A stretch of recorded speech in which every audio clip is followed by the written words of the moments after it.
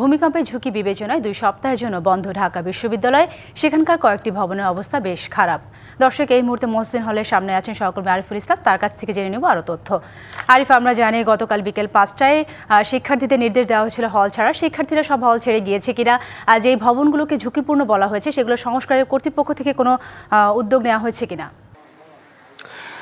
নিশ্চয়ই সাথী, যে প্রশ্নটা করছেন সেটার উত্তর দিয়েই শুরু করতে চাই যে সংস্কারের কাজ চলমান রয়েছে। কারণ আমি মহসিন হলে ঠিক কিছুক্ষণ আগেই ঘুরে দেখেছি, সেখানে যারা এই সংস্কারের কাজে নিয়োজিত তাদের কাছ থেকে জানা যে বিষয়টা, তারা কিন্তু জানিয়েছেন আমাদেরকে যে এখানে মূলত ভূমিকম্প হওয়ার আগ মুহূর্তের বিষয়টা না, ভূমিকম্প হওয়ার পরের বিষয় নয়।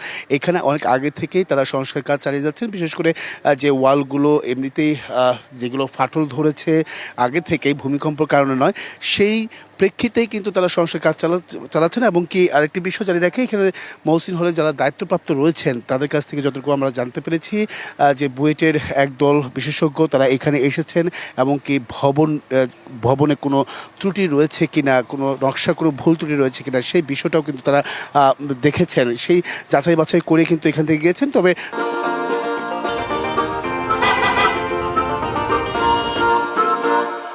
দায়িত্বপ্রাপ্ত যারা রয়েছেন এই মহসিন হলে তারা কিন্তু বরাবর বলছেন যে সেরকম কোনো ঝুঁকি নেই এই ভবনটি ঘিরে।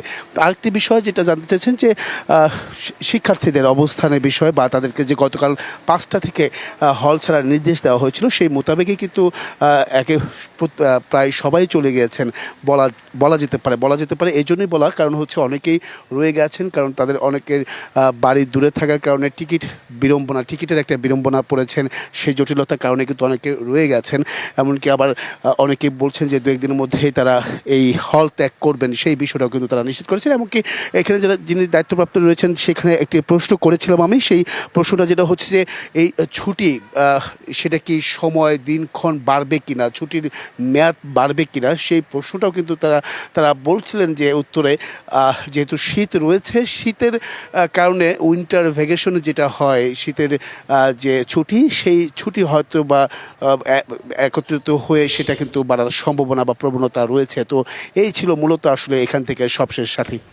অসংখ্য ধন্যবাদ আপনাকে।